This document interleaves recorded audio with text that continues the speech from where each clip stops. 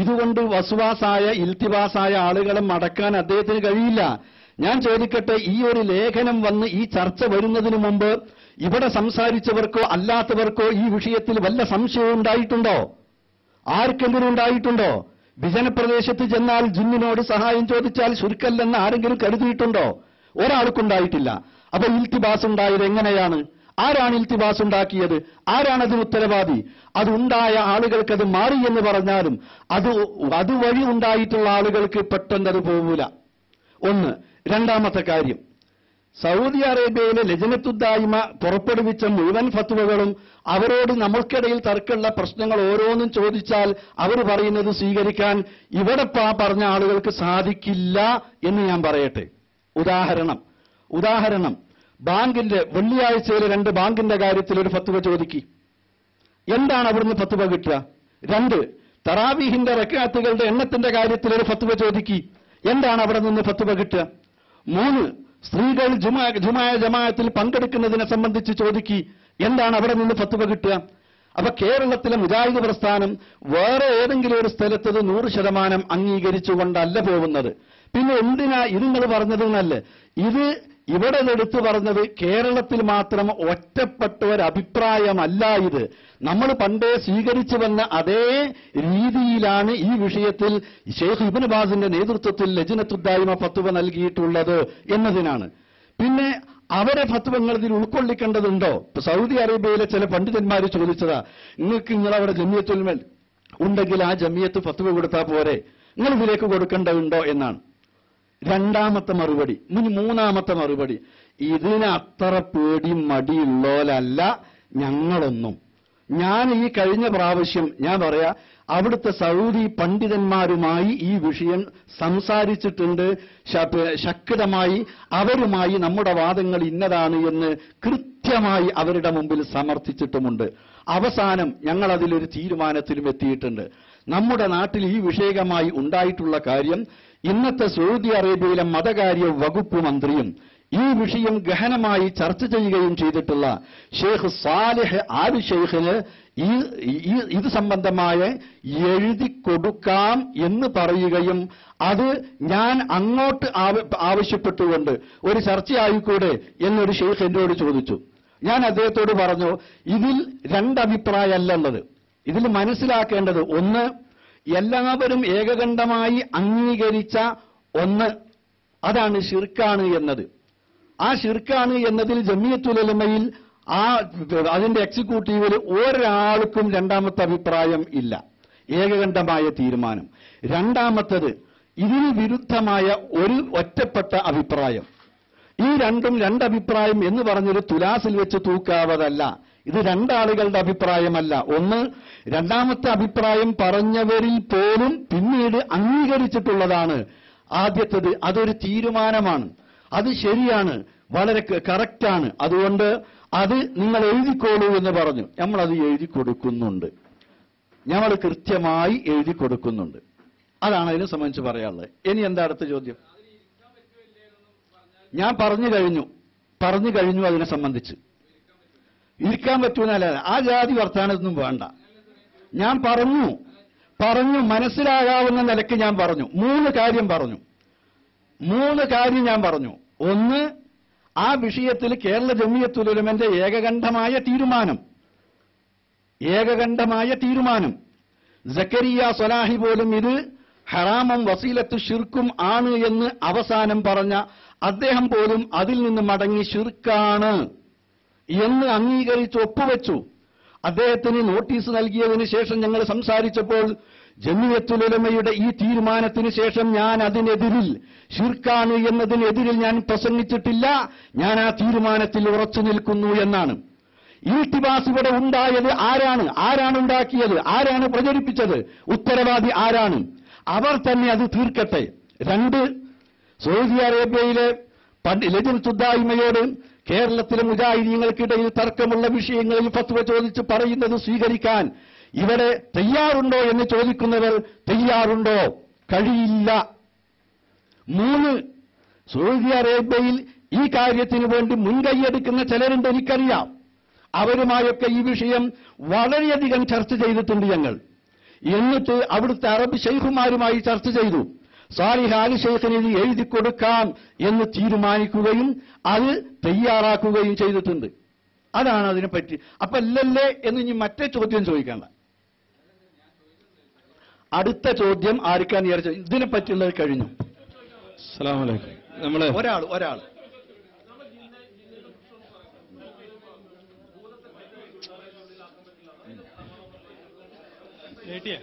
ശരി പറയാം.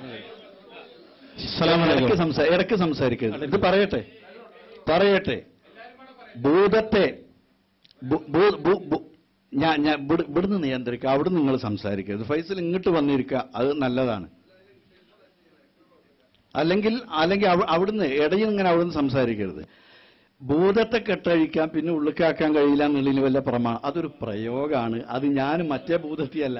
നമ്മളൊരു വാദം, നമ്മളെ തൊള്ളിന്ന് ഒരു സംഗതിയാണ് പോയി കഴിഞ്ഞാൽ പിന്നെ ഇപ്പൊ ഞാൻ പറയാം, പിന്നെ ഹൈദർ സാഹിബിന് വെറുതെ ഒരു തമാശക്കൊരു കാര്യം ഇങ്ങനെ ഉണ്ടായിട്ടുണ്ട് എന്നാണ് പറഞ്ഞു എന്ന് വിചാരിക്കുക.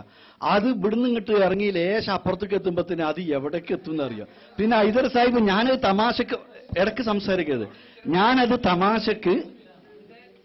ഞാനത് തമാശക്ക് പറഞ്ഞതായിരുന്നു എന്ന് ഹൈദർ സാഹിബ് പറഞ്ഞിട്ടും കാര്യമില്ല. മറ്റവരെ കൊണ്ടുപിടിച്ചിട്ടുണ്ടാവും.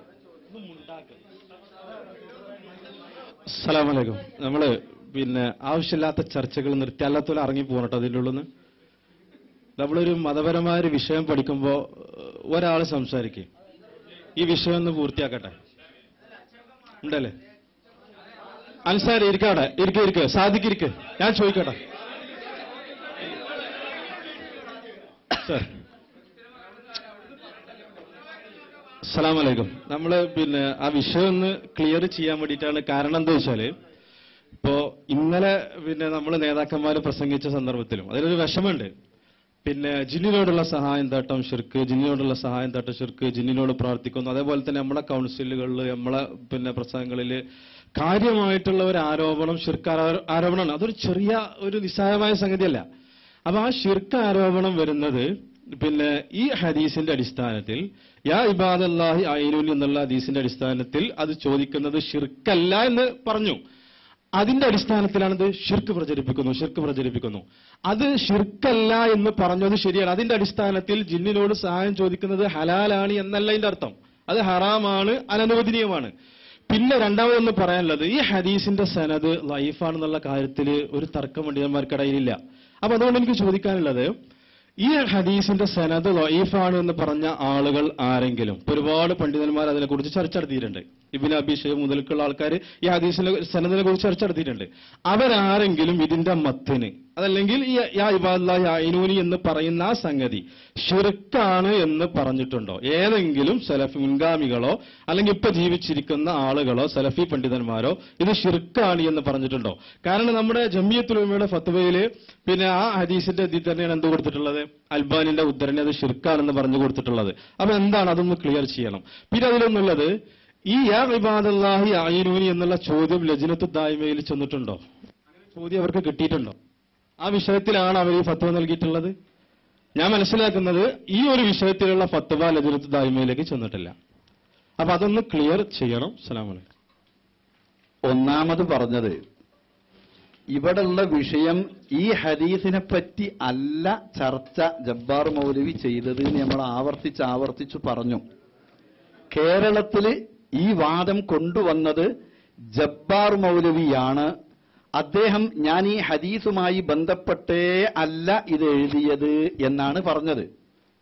അപ്പൊ പിന്നെ ആ ഹദീസുമായി ബന്ധപ്പെട്ടുള്ള ചർച്ച എന്ന് പറയുന്നതിന് പ്രസക്തിയില്ല. രണ്ടാമത്തെ കാര്യം, ശിർക്കായൊരു കാര്യം ശിർക്കല്ല എന്ന് പറഞ്ഞാൽ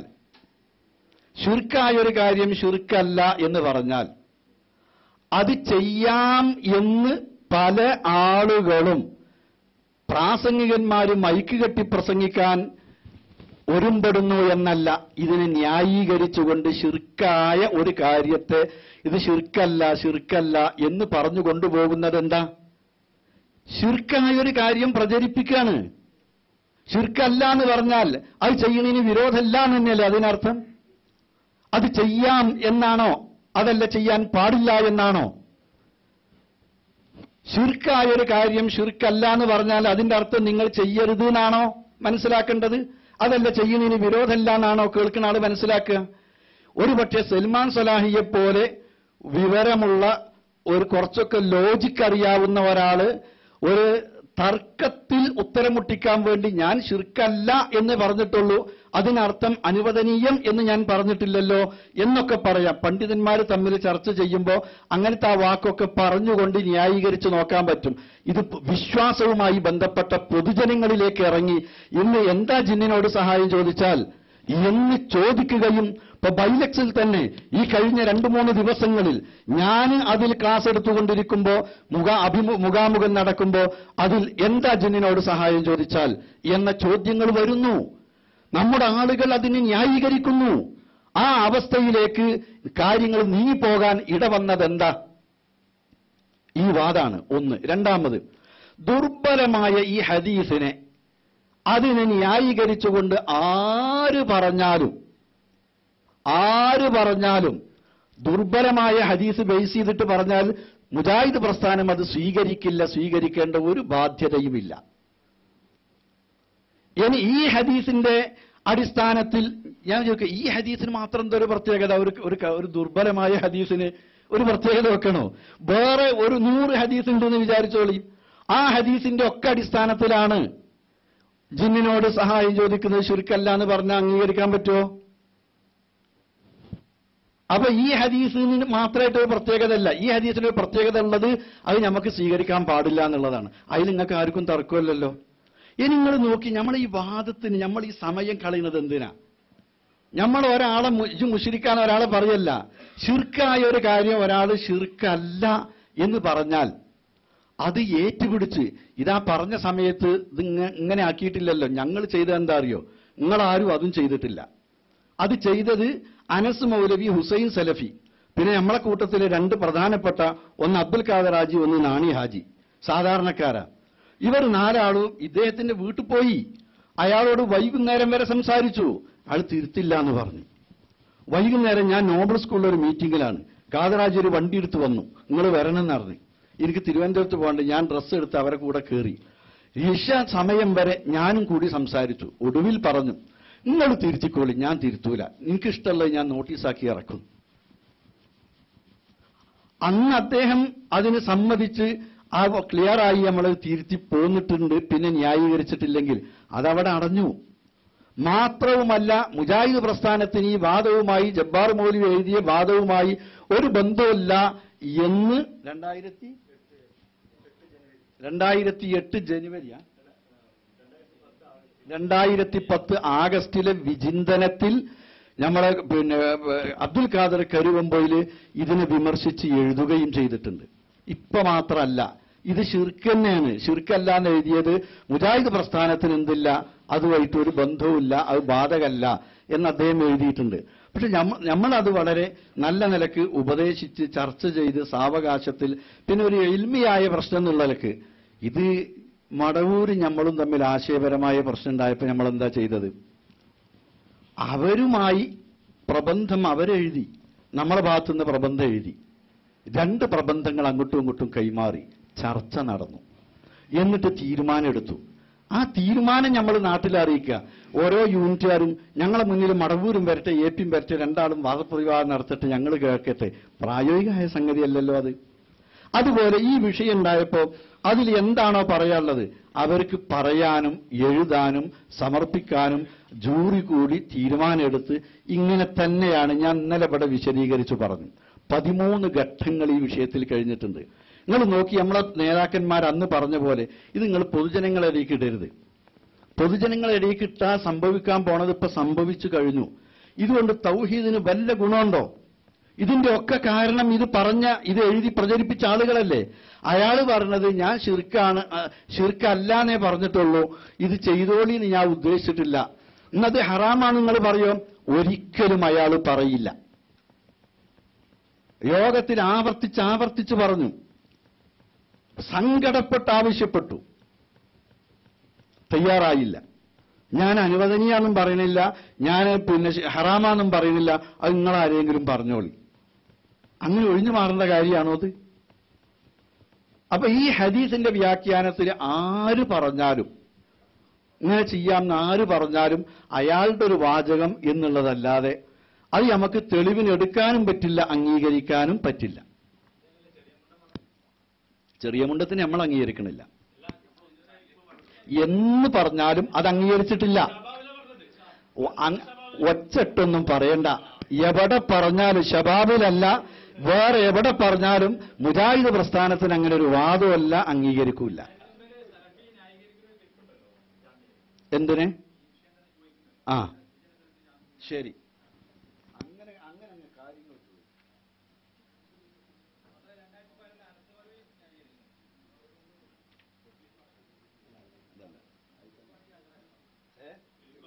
ഇപ്പൊ ഞാൻ തന്നെ ഇവിടെ ഹാജറില്ലേ?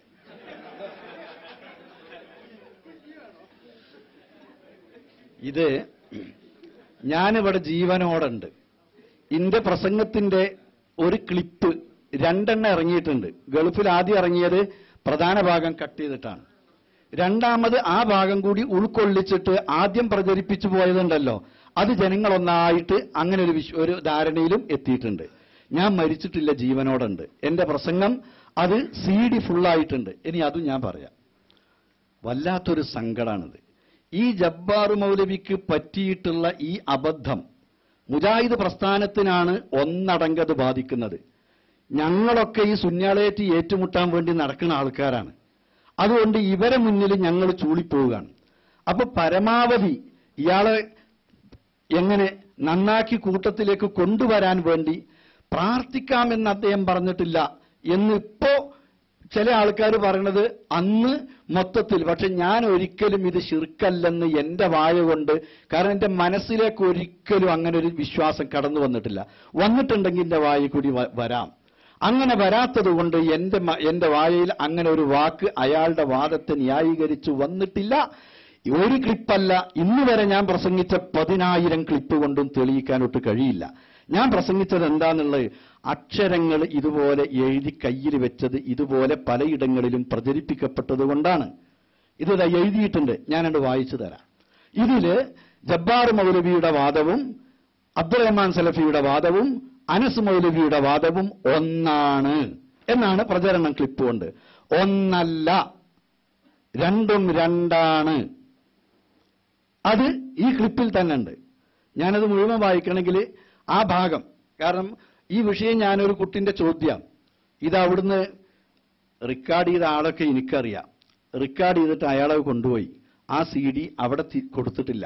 ഞാൻ പിന്നെ എന്റെ ഒരു പ്രസംഗത്തിന് റെക്കോർഡ് ചെയ്തിട്ടുണ്ടോ എന്ന് നോക്കലില്ല, അതിന്റെ CD നോക്കലില്ല, അതാർക്കും കൊണ്ടുനടന്ന് കൊടുക്കാനും പോകലില്ല.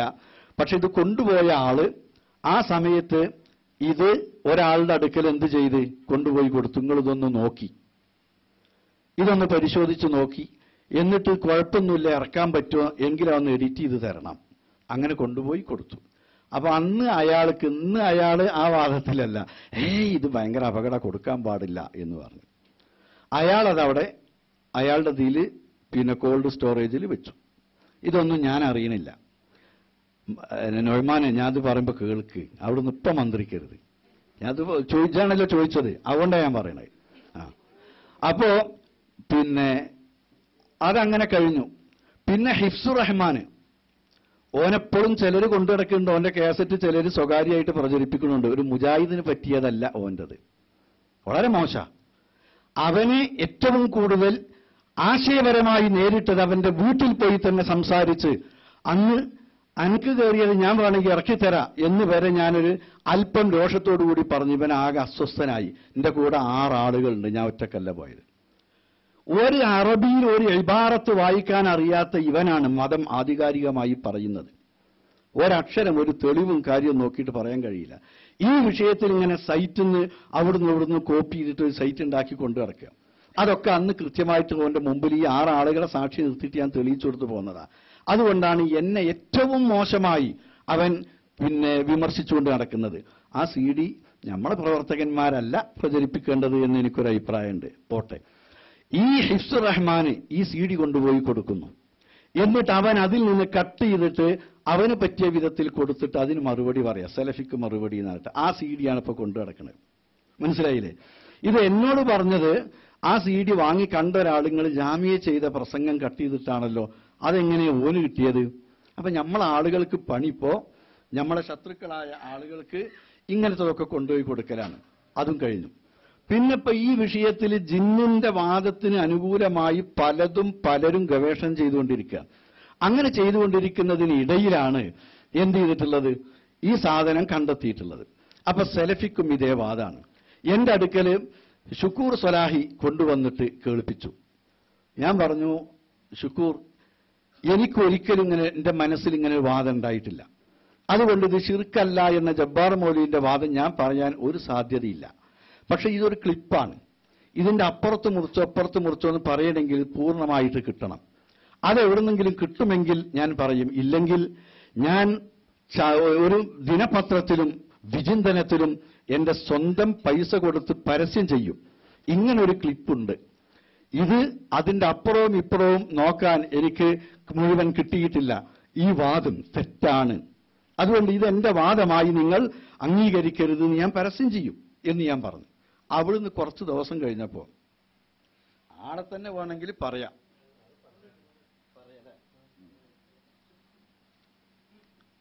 നമ്മളെ ഹിദായല്ലേ, ഹിദായന്റെ നജമുദ്ദീൻ കോട്ടക്കൽ എന്നെ വിളിച്ചു. സെലഫി, നിങ്ങളുടെ പേരിൽ ഒരു ക്ലിപ്പ് ഉണ്ട്, നിങ്ങൾക്ക് അറിയോ? അത് ഞാൻ കണ്ടിട്ടുണ്ട്. അതിന്റെ യഥാർത്ഥം നിങ്ങൾക്ക് അറിയോ ചോദിച്ചു. എനിക്കതിന്റെ ബാക്കിയൊന്നും അറിയില്ല, ബാക്കി കണ്ട്. എന്നാലേ അതിതാണ് ജാമ്യയിൽ ചെയ്ത പ്രസംഗമാണ്. എൻ്റെ അടുത്ത് ഒരാളിത് കൊണ്ടുവന്നു. അപ്പോഴാണ് ഞാൻ 2 ദിവസം തെരഞ്ഞിട്ടാണ് അടിയിൽ എനിക്കിത് കിട്ടിയിട്ടുള്ളത്. അതിന്റെ നിജസ്ഥിതി നിങ്ങൾ മനസ്സിലാക്കിക്കോളിയാണ് ടെലഫോണിൽ കേൾപ്പിച്ചു തന്നു ആ ക്ലിപ്പ്. അപ്പൊ അതില് ഇതിന്റെ വസ്തുത എന്താ അറിയോ? ആ വിഷയത്തിൽ തന്നെ വന്ന ചില സ്ഖലിതങ്ങൾ ലേഖനത്തിൽ വന്നത് ആ ലേഖകൻ തന്നെ എഴുതിയ പ്രസിദ്ധീകരണത്തിൽ പിന്നീട് തിരുത്തിയിട്ടുണ്ട്. അപ്പൊ അബ്ദുൽ ജബ്ബാർ മൗലവി എഴുതിയതിൽ സ്ഖലിതമുണ്ടെന്നും ആ സ്ഖലിതം അതേ പ്രസിദ്ധീകരണത്തിൽ തിരുത്തിയിട്ടുണ്ട് എന്നും അബ്ദുറഹ്മാൻ സലഫി പറഞ്ഞിട്ടുണ്ട്. പിന്നെ എങ്ങനെയാണ് എനിക്കും ജബ്ബാർ മൗലവിക്കും ഒരു വാദാണ് എന്ന് പറഞ്ഞ് ഈ ക്ലിപ്പ് ഇങ്ങനെ നമ്മൾ കൊണ്ടുനടക്കുക? മുഴുവൻ വായിക്കാം, മുഴുവൻ ഇത് മാത്രം പോരെ, ഇനി മുഴുവൻ പറഞ്ഞാലും. സ്ഖലിതം ഷിർക്കാണോ എന്ന് ചോദിക്കണ്ട. അതിൽ സ്ഖലിതം എന്താ? എന്തു ആകാം, ഷിർക്കാകാം, ഹറാമാകാം, എന്തു ആകാം. അതിൽ തെറ്റ് സംഭവിച്ചിട്ടുണ്ട്.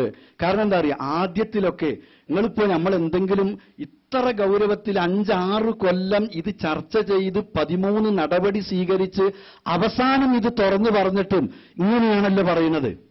അപ്പൊ ഞങ്ങൾ ഈ 6 കൊല്ലം ഇത് തിരുത്തി നന്നാക്കി കൊണ്ടുവരാൻ വേണ്ടി ശ്രമിക്കുമ്പോൾ കുറച്ച് ഒരിക്കലും ഷിർക്കല്ല എന്ന അദ്ദേഹത്തിന്റെ വാദം ഞങ്ങൾ പറഞ്ഞിട്ടില്ല. പക്ഷേ അദ്ദേഹത്തിന് തെറ്റുപറ്റിയിട്ടുണ്ട്. ഈ മനുഷ്യനെ മാറ്റി ഇങ്ങോട്ട് എടുക്കാനാണ്. അങ്ങനെയാണ് ഞങ്ങളൊക്കെ സ്വീകരിച്ചു വന്ന ശൈലി. ഇത് ചെയ്യാം എന്ന് പറഞ്ഞിട്ടില്ല. നേരെ മറിച്ച് ഇത് തുറന്ന് ഷിർക്കാണ് എന്ന് പറഞ്ഞ് ഞങ്ങളൊക്കെ തൊള്ളോണ്ടാണ്, വേറെ ആരെ തൊള്ളോണ്ടുമല്ല. അദ്ദേഹത്തെ രക്ഷപ്പെടുത്താനാണ്. സക്കരിയ സ്വലാഹി ആണെങ്കിലും ഇനി ഷാഫി സ്വലാഹി ആണെങ്കിലും വേറെ ഏതെങ്കിലും ആളുകളാണെങ്കിലും ഇതൊക്കെ പറഞ്ഞവരോട് വളരെ സൗമനസ്യത്തോടുകൂടി ഇരുന്ന് ചർച്ച ചെയ്ത് അവർക്ക് പറയാനുള്ള തെളിവ് പറയാൻ അവസരം കൊടുത്ത് ഈ വാദങ്ങൾ അങ്ങോട്ടും ഇങ്ങോട്ടും ഒക്കെ നടത്തി ഇതിന്റെ അടിസ്ഥാനത്തിൽ കേരളത്തിലുള്ള ആർക്കും ഇപ്പൊ ഇതൊരു തെളിവ് കൊണ്ട് തെളിയിക്കാൻ കഴിയാത്തതുകൊണ്ടാണല്ലോ ഇനി നമുക്ക് അങ്ങോട്ട് പോയിക്കൂടിയെന്ന് നമ്മൾ ചിന്തിക്കൽ തുടങ്ങുന്നത്.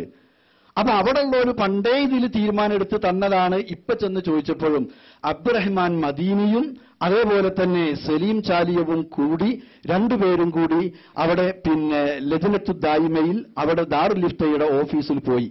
അവിടെ ചെന്നിട്ട് ഈ വിഷയം പറഞ്ഞു, ഇത് ചോദ്യം കൊടുത്തപ്പോ ഇതിലിവിടെ ഫത്വ വന്നതാണ് എന്ന് പറഞ്ഞിട്ട് അവരിത് എടുത്തു കൊടുക്കുകയാണ്. പിന്നെ സൽമാൻ സലാഹി ചോദിച്ചത് യാ ഇബാദല്ലാഹ് അയ്നൂനി എന്ന ഹദീസിന്റെ അടിസ്ഥാനത്തിൽ എന്ന് പറഞ്ഞു കൊടുത്തു. ആ ഹദീസിന്റെ അടിസ്ഥാനത്തിൽ അല്ല കേരളത്തിൽ ഈ വിഷയം ചർച്ച വന്നത്. അത് കൊടുത്തിട്ട് ഇനി അതിന് പണ്ട് ഇങ്ങനെ ചില ആളുകൾ ഇങ്ങനെ എഴുതിയുള്ള ഇബാറത്ത് കുറിച്ച് കിട്ടിയിട്ട് അതുകൊണ്ട് വല്ല പുണ്യവും കിട്ടാണ്ടോ? അബ്ദുൽ ജബ്ബാർ മൗലവി തീർത്തും പറയുന്നു ഈ കാര്യം സക്കരിയ സ്വലാഹിയും വ്യക്തമായി പറഞ്ഞിട്ടുണ്ട്. എന്ത്? ജബ്ബാർ മൗലവി ഈ ഹദീസിന്റെ അടിസ്ഥാനത്തിലല്ല ഞാൻ പറഞ്ഞതെന്ന് പറഞ്ഞപ്പോൾ നിങ്ങൾ പറയുന്നത് തെറ്റാണെന്ന് ഞാൻ അദ്ദേഹത്തോട് പറഞ്ഞിട്ടുണ്ട്. അദ്ദേഹം ഇത് ജനറലൈസ് ചെയ്ത് പറയാണ്. ആ പറയുന്നത് തെറ്റാണ്.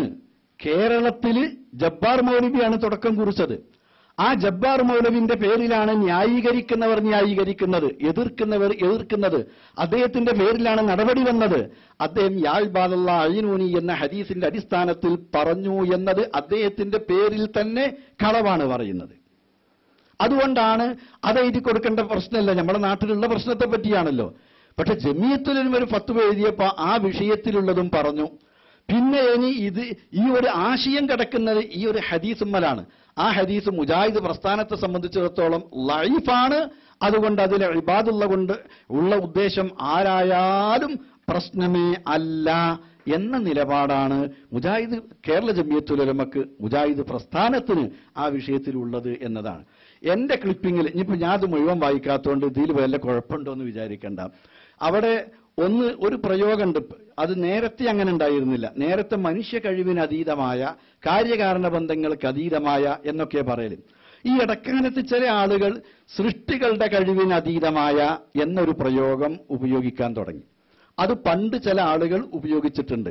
സൃഷ്ടികളുടെ കഴിവിന് അതീതമായ എന്ന് പറഞ്ഞാൽ ജിന്നിന്റെയും മലക്കിനെയും ഉൾപ്പെടുത്താനാണ് ഉദ്ദേശിക്കുന്നതെങ്കിൽ അത് വളരെ ക്രൂരമാണ്, പാടില്ലാത്തതാണ്. അപ്പോ മുജാഹിദ് പ്രസ്ഥാനത്തെ സംബന്ധിച്ചിടത്തോളം പണ്ട് ഉപയോഗിച്ചിരുന്ന പദപ്രയോഗം മനുഷ്യ കഴിവിന് അതീതമായ. കാരണം ഇവിടുത്തെ ഈ ഖുറാഫികളാണല്ലോ ഓലും ബദിരീങ്ങളെ മമ്പർത്ത തങ്ങളെ എന്ന് പറഞ്ഞുകൊണ്ടുള്ള വിളിച്ചു പ്രാർത്ഥനയാണ് അവരെടുത്തുള്ളത്. അതിന് അവർ ഈ ഹദീസ് ഉദ്ധരിക്കുമ്പോൾ അതിന് നമ്മളിതിന് മറുപടി പറഞ്ഞു പോന്നിട്ടുണ്ട് ആ കാലത്ത്. അപ്പൊ അവിടെ മനുഷ്യ കഴിവിന് അതീതമായ കാര്യങ്ങളിൽ ഗുണം പ്രതീക്ഷിച്ചുകൊണ്ടോ ദോഷബാധയെ ഭയന്നുകൊണ്ടോ പിന്നെ വല്ലതും പ്രതീക്ഷിക്കുന്നത്, ചോദിക്കുന്നത്, അപേക്ഷിക്കുന്നത് അത് ശിർക്കാണ് എന്നാണ് പറഞ്ഞു പോകുന്നത്. അപ്പൊ അവിടെ മനുഷ്യ കഴിവിന് അതീതമായ എന്ന് പറഞ്ഞാൽ പോരെ, സൃഷ്ടികളുടെ കഴിവിന് അതീതമായ എന്ന് പറയണം എന്നൊരു വാദത്തിന്റെ ഇടയ്ക്കിങ്ങനെ അങ്ങനത്തെ ചില പദപ്രയോഗങ്ങൾ അതിനനുകൂലമായി പണ്ട് MCCയും മറ്റൊരു മർച്ചൂലൊക്കെ എഴുതിയിട്ടുണ്ട് എന്നൊക്കെ പറഞ്ഞു കൊണ്ടുവരുന്നത് ഇതിന് അനുകൂലമാവുന്ന നിലക്കാണ്. പക്ഷേ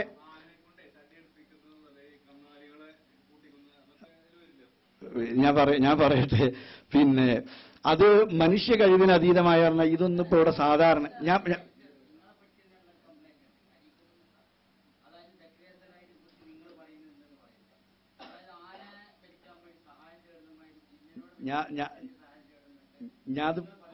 ഞാനത് പറയട്ടെ ഞാൻ പറയട്ടെ. അപ്പൊ എന്താ വെച്ചാൽ പലതും ഇപ്പൊ ഇന്നെപ്പറ്റി എന്തെല്ലാം പറയുന്നുണ്ട്. പടച്ചോൻ എന്നോട് ഇപ്പൊ ഇവിടുന്ന് 6-7 ആളുകൾ എന്നോട് ഇന്നലെ പറഞ്ഞു, ഇങ്ങനെ പറഞ്ഞു പോയിട്ട് നിങ്ങൾ ക്ഷമിക്കണം. ഞാൻ എന്നോട് ഒരു വാക്ക് പറഞ്ഞവർക്കൊക്കെയാണ് ക്ഷമിക്കുക, അല്ലാത്തവരോട് ഇപ്പൊ എന്റെ മനസ്സ്. കാരണം ഈ മുജാഹിദ് പ്രസ്ഥാനത്തിനിടയിൽ ഇത്രയധികം ഒരു ന്യായവും ഒരു കാരണമല്ലാതെ അസംബന്ധങ്ങളും കളവുകളും എന്നെപ്പറ്റി വളരെ വ്യാപകമായി പറഞ്ഞു നടന്നവരുണ്ട്. അത് അവർ ഒരു വാക്കിനോട് പറഞ്ഞാൽ ഇനി ബാക്കി പറയണ്ട, ഞാൻ വിട്ടുകൊടുക്കും. ആ കൂട്ടത്തിൽ ഒരുപാട് ഇങ്ങനെ പറയുന്നുണ്ട്. ഞാൻ പറഞ്ഞിരുതാ എന്ന് പറഞ്ഞൊരു തെളിവ് സഹിതം വന്നാൽ ഞാൻ അതിന് ഉത്തരവാദി ഞാൻ പറയും. പറഞ്ഞൊരു കാര്യം ഞാൻ പറഞ്ഞു എന്ന് പറഞ്ഞതിന് എനിക്കൊരു മടിയുമില്ല. അത് തെറ്റാണെങ്കിൽ ഞാൻ തെറ്റെന്ന് പറയാനും എനിക്കൊരു മടിയില്ല. അത് എന്റെ അവസ്ഥയുള്ളൂ. ഉള്ള കാര്യം തെളിവിന്റെ അടിസ്ഥാനത്തിലുള്ളത് അത് വളരെ കൃത്യമായിട്ട് പറയും. അപ്പൊ എന്താണെന്നറിയും, ഇതാണ് ആ വിഷയത്തിലുള്ളത്. ഇപ്പോ ആന, കത്തി, വടി, തോക്ക് ഇതൊക്കെ നമ്മൾ ഉപയോഗിക്കുന്നുണ്ടോ? മനുഷ്യന് വേണ്ടി കീഴ്പ്പെടുത്തി തന്നതാണ് ഇത്തരത്തിലുള്ളവ. അതിന്റെ ഉപകാരം നമുക്ക് എടുക്കാൻ വേണ്ടി ഖുർആനിൽ തന്നെ നസ്സുണ്ട്. വതആവനു അലൽ ബിർരി വത്തഖ്വ വലാ തആവനു അലൽ ഇസ്മി വൽ ഉദ്വാൻ. അത് അങ്ങനെ സഹായം ചോദിക്കാനും കൊടുക്കാനും ഖുർആന് അനുവദിച്ചു തന്നതും അതേപോലെ തന്നെ മനുഷ്യനെ കീഴ്പ്പെടുത്തി തന്നതുമായ കാര്യങ്ങളാണവ. മലക്കിനെ നമുക്ക് കീഴ്പ്പെടുത്തി തന്നിട്ടില്ല, ജിന്നിനെ നമുക്ക് കീഴ്പ്പെടുത്തി തന്നിട്ടില്ല. അതിന്റെ പിന്നെ എങ്ങനെയാണ് അതിനോടൊരു സഹായം വാങ്ങാവുന്നത്, ചോദിക്കാവുന്നത്? അങ്ങനത്തെ ഒരു സംഭവം നബിന്റെ കാലത്ത് ഉണ്ടായിട്ടേയില്ല. മാത്രമല്ല മനുഷ്യനെ സംബന്ധിച്ച് അത് അദൃശ്യമാണ്. അതുകൊണ്ട് അദൃശ്യമായതിനോട് അദൃശ്യമായ രൂപത്തിൽ സഹായം പ്രതീക്ഷിക്കുന്നതും ചോദിക്കുന്നതും ശിർക്കാണ് എന്നതാണ് ആയത്തിന്റെ ഹദീസിന്റെ ഒക്കെ അടിസ്ഥാനത്തിൽ വളരെ വ്യക്തമായി പ്രസ്താവിക്കപ്പെട്ടിട്ടുള്ളത്. അതാണ് ജിന്നിന്റെ വിഷയത്തിലുള്ളത്. അപ്പോ നമ്മളെ സംബന്ധിച്ചിടത്തോളം നമ്മൾ മുമ്പ് ഉപയോഗിച്ചിരുന്ന മനുഷ്യ കഴിവിന് അതീതമായ എന്നുള്ള പദപ്രയോഗങ്ങളൊന്നും മാറ്റേണ്ട ഒരു പ്രശ്നവും ഉണ്ടായിട്ടില്ല എന്ന് പറഞ്ഞുകൊണ്ട് തുടങ്ങാം. നമ്മൾ ഉപയോഗിച്ചൊരു വാചകവും തിരുത്തേണ്ട ആവശ്യമില്ല. ചില ആളുകൾക്ക് അങ്ങനെ ഒരു തോന്നലാണ്. പണ്ടത്തെ പ്രയോഗങ്ങളെക്കാൾ നല്ല ചില പുതിയ പ്രയോഗങ്ങൾ എന്ന നിലക്ക് ആരെങ്കിലും ചിലപ്പോൾ ഉപയോഗിച്ചിട്ടുണ്ടാവാം. മനുഷ്യ കഴിവിന് അതീതമായ എന്ന് പറഞ്ഞാൽ അതുകൊണ്ട് ഉദ്ദേശിക്കുന്നത് മനുഷ്യനൊരു സൃഷ്ടിയാണ്. അപ്പോൾ ഒരു മനുഷ്യനോട് അവന്റെ കഴിവിന് അതീതമായ കാര്യങ്ങൾ എന്നാണ്. ഇതുപോലെ ഏതൊരു സൃഷ്ടിയോടും ആ സൃഷ്ടിയുടെ കഴിവിന് അതീതമായ കാര്യങ്ങൾ ആവശ്യപ്പെടുക എന്നതുകൊണ്ടുള്ള വിവക്ഷ കാര്യകാരണ ബന്ധങ്ങൾക്ക് അതീതമായ പ്രാപഞ്ചിക നിയമങ്ങൾക്ക് അതീതമായ കാര്യങ്ങളിൽ അവരോട് സഹായം ആവശ്യപ്പെടുക, പ്രാർത്ഥിക്കുക എന്നതാണ്. അതാണ് ശിർക്ക്. മുമ്പ് ഉപയോഗിച്ച വാചകങ്ങൾ തിരുത്തുകയോ അങ്ങനെ തിരുത്തുന്ന ഒരവസ്ഥയോ നമ്മളെ സംബന്ധിച്ചിടത്തോളം ഇല്ല. നമ്മളൊക്കെ എപ്പോഴും പണ്ട് പറഞ്ഞത് തന്നെയാണ് പറയാറുള്ളത്. അത് ഇങ്ങനെ ആരെങ്കിലും എഴുതുമ്പോൾ മാറിപ്പോയിട്ടുണ്ടെങ്കിൽ അതിന്റെ പിന്നാലെ ചില ആളുകൾ ഇത്തരം സംശയങ്ങളും ചോദ്യങ്ങളുമായിട്ട് കൂടുന്നു എന്ന് മാത്രമേയുള്ളൂ. അപ്പോൾ നമ്മൾക്ക് ഇത് തിരുത്തേണ്ട ഒരാവശ്യവും ഇല്ല. ഇനി ഇപ്പോൾ ഒരാൾ മനുഷ്യ കഴിവിന് അതീതമായ എന്നതിന് പകരം സൃഷ്ടികളുടെ കഴിവിന് അതീതമായ എന്നെഴുതിപ്പോയാൽ ആദ്യം പറഞ്ഞത് തെറ്റും രണ്ടാമത്തേത് ശരിയും എന്ന് അതിനർത്ഥമില്ല. ഇത് കൊണ്ട് രണ്ടും പരസ്പര വൈരുദ്ധ്യങ്ങൾ ഉണ്ടാകുന്നില്ല എന്നതാണ്. മൂന്നാമത്തെ കാര്യം, ഒരു വിജനമായ സ്ഥലത്ത് ഒരാൾ ചെന്നുപെട്ടാൽ അവിടെ വല്ല ജിന്നുമുണ്ടോ എന്ന് അന്വേഷിച്ച് ചെന്നിട്ട് സഹായിക്കുമോ എന്ന് ചോദിച്ചാൽ ഇന്നഹു യറാക്കും ഹുവ വ ഖബീലുഹു എന്നാണ്. നിങ്ങൾ നോക്കിയാൽ കാണില്ലല്ലോ, അല്ലേ? നമ്മൾ ഇങ്ങനെ നോക്കിയാൽ കാണുന്ന ആളുകളല്ല അവർ. പിന്നെ ഒരു വിജനമായ സ്ഥലത്ത് ചെന്ന് നമ്മൾ വിളിക്കുമ്പോൾ യഥാർത്ഥത്തിൽ ആ പ്രയോഗം ഒരാളുമില്ല, മനുഷ്യനുമില്ല, വേറെ ഒന്നുമില്ല, ആരെയും കാണാത്തൊരു സന്ദർഭത്തിൽ ഒരു ബേജാറാകുന്ന ഘട്ടത്തിൽ ഒരാൾ വണ്ടി വരീൻ എന്ന് പറഞ്ഞാൽ, ഇപ്പോൾ ഇവിടെ നമ്മുടെ നാടൻ ഭാഷയിൽ പറഞ്ഞാൽ വണ്ടി വരീൻ എന്ന് പറഞ്ഞാൽ ഒരു ഒഴിഞ്ഞ സ്ഥലത്ത് വരീൻ, അപ്പോൾ അയാൾ ഒരു അപകടം വരികയാണ്. ആ സന്ദർഭത്തിൽ ഇങ്ങനെ വിളിച്ചാൽ അത് മലക്കിനെയാണ്, ഔലിയാക്കളെയാണ്, മരിച്ചവരെയാണ്, ജിന്നിനെയാണ്, ശൈത്താനെയാണ്, കുടുംബക്കാരെയാണ്, വാപ്പാനെയാണ്, ഉമ്മാനെയാണ്, ഇങ്ങനെ പലതും പലർക്കും വിചാരിക്കാം. ഈ വിളിച്ച ആളോ? ആരാണ് എന്റെ ഈ വിളി കേൾക്കുന്നതും എന്നെ സഹായിക്കാൻ കഴിയുന്നതുമായിട്ടുള്ളത്? അവരുടെ സഹായം എനിക്ക് കിട്ടട്ടെ എന്നേ നേർക്കുനേരെ അതിനർത്ഥമുള്ളൂ. എന്ന് പറഞ്ഞാൽ മലക്കും ജിന്നും അല്ല. അങ്ങനത്തെ ഒരു ഉദ്ദേശവും വാചകത്തിൽ വന്നിട്ടുമില്ല, പറഞ്ഞിട്ടുമില്ല. ആ ഉദ്ദേശിച്ചതിനെ പറ്റിയാണ് ഇവിടെ കൃത്യമായിട്ട് പറയുന്നത്. ഈ വിളിച്ച ആളോ? ആരാണ് എന്റെ വിളി കേൾക്കുന്നതും എന്നെ സഹായിക്കാൻ കഴിയുന്നതുമായിട്ടുള്ളത്? അവരുടെ സഹായം എനിക്ക് കിട്ടട്ടെ എന്നേ നേർക്കുനേരെ അതിനർത്ഥമുള്ളൂ. സഹായം മനുഷ്യന് മലക്കുകളിൽ നിന്ന് സഹായം കിട്ടുന്നുണ്ട്. ഹഫളത്തിന്റെ സഹായം മനുഷ്യന് കിട്ടുന്നുണ്ട്. അത് ഹഫളത്തിനെ വിളിച്ചുകൊണ്ട് എന്നെ സഹായിക്കാമോ എന്ന് പ്രാർത്ഥിക്കുകയോ സഹായം തേടുകയോ ചെയ്തിട്ടല്ല. ജിന്നിന്റെ സഹായമോ ജിന്നല്ല, മലക്കിന്റെ സഹായം മനുഷ്യന് കിട്ടുന്നുണ്ട്. പക്ഷെ അത് മനുഷ്യൻ സഹായം ജിന്നിനോട് ചോദിച്ചിട്ട് കിട്ടുന്നതല്ല. അപ്പൊ ജിന്നിനോട് ചോദിക്കുക എന്നല്ല എന്നർത്ഥം. ആ സഹായം കിട്ടുന്നത് അതുപോലെ തന്നെ ഈ ജിന്നുവർഗത്തിൽപ്പെട്ടവരോട് അന്നഹു കാന റിജാലുൻ മിനൽ ഇൻസി, ആ പറഞ്ഞ രീതിയിലേക്ക് പോകാനൊട്ടു പാടുമില്ല. മനുഷ്യരിൽപ്പെട്ട ചില ആളുകൾ ജിന്നുകളോട് അഭയം തേടാറുണ്ടായിരുന്നു, രക്ഷ തേടാറുണ്ടായിരുന്നു. ഫസാദൂഹും റഹഖ, അത് ഖുർആൻ എടുത്ത് വിമർശിച്ച് പറഞ്ഞിട്ടുള്ള കാര്യമാണ്. അത് ചെയ്യാൻ പാടില്ല. എന്നാൽ ഈ വിളിക്കുന്നത് വല്ല ജിന്നുമുണ്ടെങ്കിൽ ആ ജിന്ന് സഹായിക്കട്ടെ എന്ന നിലക്ക് ജിന്നിനോട് അങ്ങനെ നിയ്യത്ത് വെക്കാനൊക്കെ ആർക്കെങ്കിലും ഒഴിവുണ്ടാകുമോ? ഒഴിഞ്ഞ സ്ഥലത്ത് ഇങ്ങനെ പേടിയാവുന്ന നേരത്ത് ജിന്നിന് നെയ്യത്ത് വെച്ച് ജിന്നിന്റെ സഹായം കിട്ടാൻ? അപ്പോൾ അതൊക്കെ കുറച്ച് അതിശയോക്തിപരമായ പ്രയോഗങ്ങളും വ്യാഖ്യാനങ്ങളുമാണ്. ഒരു വിജനസ്ഥലത്ത് വെച്ചിട്ട് ഒരാള് വണ്ടിയേരിയോ എന്ന് പറഞ്ഞാൽ അത് ജിന്നിനെയാണ് എന്ന് പറയണോനെന്തും പറയാം. പക്ഷെ ഈ സന്ദർഭത്തിൽ ഈ മനുഷ്യൻ അങ്ങനെ നെയ്യത്ത് വെച്ച് ജിന്നിനെ വിളിക്കുകയാണ് എന്ന് പറയുന്നത് ശരിയല്ല. അത്തരം പ്രയോഗം തന്നെ അതിശയോക്തിപരമാണ്. എന്നിട്ട് പറയാണ്, ആ വിഷയത്തിൽ തന്നെ വന്ന ചില സ്ഖലിതങ്ങൾ ലേഖനത്തിൽ വന്നത് ആ ലേഖകൻ തന്നെ എഴുതിയ പ്രസിദ്ധീകരണത്തിൽ പിന്നീട് തിരുത്തിയിട്ടുണ്ട്.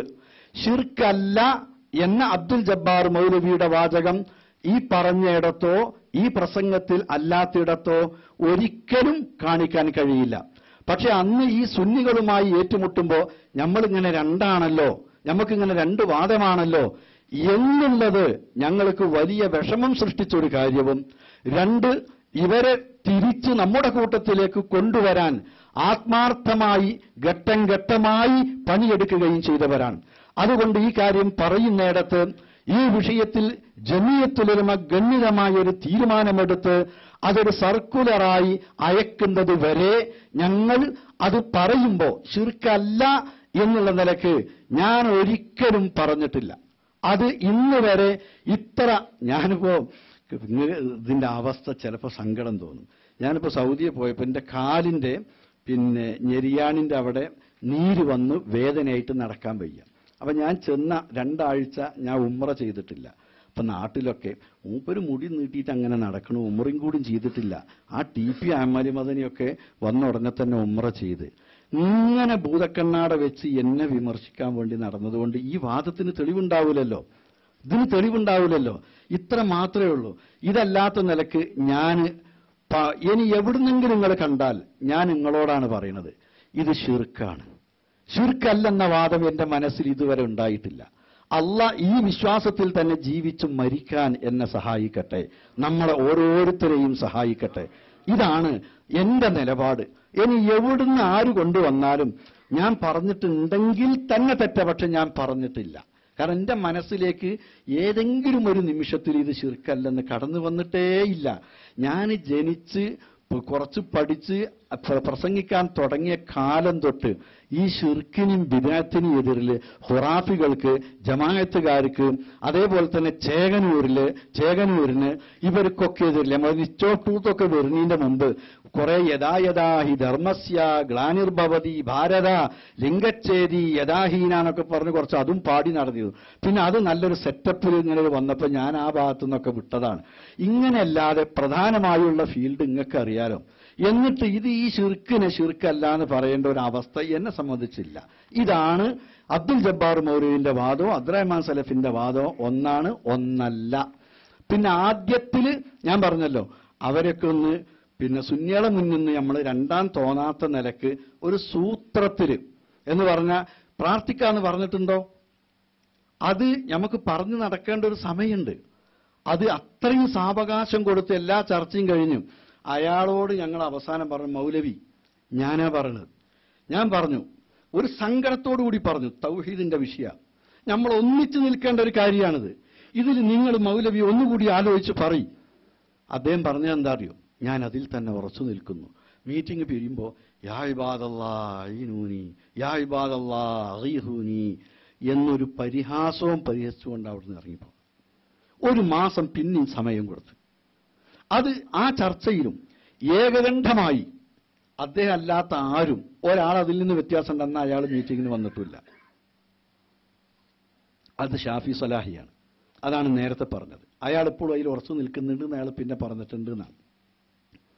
നമുക്ക് അംഗീകരിക്കാൻ കഴിയില്ല. സംഘടന എന്നുള്ള നിലക്ക് ആദർശം ഓരോരുത്തർക്കും തോന്നിയതല്ല. അതിന് ഒരു പണ്ഡിത സഭ ഉണ്ട്.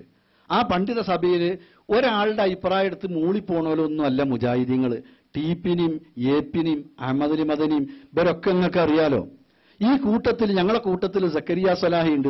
സക്കരിയ സലാഹിക്ക് ഉള്ള തെളിവുകൾ വെച്ചിട്ട് അദ്ദേഹവും പറഞ്ഞിട്ടുണ്ട്, ചർച്ച ചെയ്തിട്ടുണ്ട്. ശിർക്കാണെന്നതിൽ ഞാൻ ഒപ്പുവെക്കില്ലെന്ന് പറഞ്ഞിട്ടുണ്ട്. ഒപ്പുവെക്കാതെ യോഗം പിരിഞ്ഞതിന് ശേഷം ഞാൻ ഇന്നലെ പറഞ്ഞു, വളരെ ആത്മാർത്ഥമായി പറഞ്ഞു, സക്കരിയ അത് ചെയ്യരുത് എന്ന്. അവസാനം സക്കരിയ അതിൽ ഒപ്പുവെച്ചു. പിന്നെ അതിനുശേഷം കഴിഞ്ഞ സിറ്റിംഗിൽ പറഞ്ഞു, ആ തീരുമാനത്തിന് ശേഷം ഞാൻ അതിനെതിരിൽ പ്രസംഗിച്ചിട്ടില്ല, ഞാൻ ആ തീരുമാനത്തിൽ ഉറച്ചു നിൽക്കുന്നു, ഞങ്ങൾക്ക് എഴുതി തന്നിട്ടുണ്ട്. അപ്പൊ ഇത് ഇനിയും ഇത്രയും ചർച്ച ചെയ്ത് ബന്ധപ്പെട്ട ഇനി ഓരോരുത്തരുമായിട്ടും നാട്ടിൽ കൂടി മുഴുവൻ ഇതില് ഇങ്ങനെ പറഞ്ഞു നടക്കേണ്ട ഒരു കാര്യമുണ്ട്. പക്ഷെ സംശയങ്ങൾ ഉണ്ടെങ്കിൽ അത് തീർക്കേണ്ടതും ഇതൊക്കെ ആവശ്യമാണ്. ആ നിലക്കാണ് നമ്മളിതിന് മെനക്കെടും ചെയ്യുന്നത്. ഇതാണ് ഈ വിഷയത്തിൽ ഇനി പറയാനുള്ളത്. അസ്സലാമു അലൈക്കും. ഇത് തന്നെ ചോദിക്കാനുള്ള കാരണം എന്താ വെച്ചാല്, ഈ ഒരു വിഷയത്തിന്റെ പേരിലാണ് ഇന്ന് കേരളത്തിൽ ശിർക്കാരോപണം നടക്കുന്നത്. നമ്മളങ്ങനെ പെട്ടെന്ന് എണീറ്റ് പോകാൻ വരട്ടെ. കാരണം എന്താ അറിയോ, നിക്ക് നമ്മള് ഇതൊരു ഇതും കൂടി ശിർക്കാരോപണം എന്നുള്ളത് കാരണം എന്താ അറിയോ, നമ്മളെല്ലാരും വിഷയം പഠിച്ചിട്ടില്ലെങ്കിൽ സംഗതി അപകടകരമാണ്. ശിർക്കാരോപണം എന്നുള്ളത് അതൊരു ചെറിയ വിഷയമല്ല. അതുകൊണ്ടാണ് ശരി സൽമാൻ, ആ കാര്യം ഞാൻ പറയാം. ആയിക്കോട്ടെ, ഈ ഒരു വാചകത്തോടു കൂടി ഒരു മിനിറ്റ്. അല്ലാതെ തരാം. ശരി, ഒറ്റ മിനിറ്റ്. കാരണം എന്താ വെച്ചാൽ ഇനി പിന്നെ സൽമാൻ സ്വലാഹി പിന്നെ മൈക്ക് ഇദ്ദേഹത്തിന് കൊടുക്കണം. ഇനി എത്ര സമയം ഉണ്ടെങ്കിലും പിന്നെ മാത്രമല്ല ഇന്ന് നമ്മൾ സംസാരിച്ച പോലെ നിങ്ങൾക്ക് ഇവിടുത്തെ ദായിമാർക്കും ഞങ്ങൾക്കും ഞങ്ങൾ പോകുന്നത് വരെ ഇരുന്ന് സംസാരിക്കാം. ശിർക്ക് ആരോപണം വളരെ ഗൗരവമുള്ളതാണ്. അതുകൊണ്ടാണ് ഈ ശിർക്കാണെന്ന് പറയുന്നത്. ഒറ്റ ചോദ്യമാണ് സൽമാൻ സ്വലാഹിയോട് തിരിച്ചു ചോദിക്കാനുള്ളത്. അബ്ദുൽ ജബ്ബാർ മൗലവി ഷിർക്കല്ല എന്ന് പറഞ്ഞത് ഷിർക്കാണോ ഷിർക്കല്ലേ? എന്താണ് സൽമാൻ സ്വലാഹിക്ക് പറയാനുള്ളത്?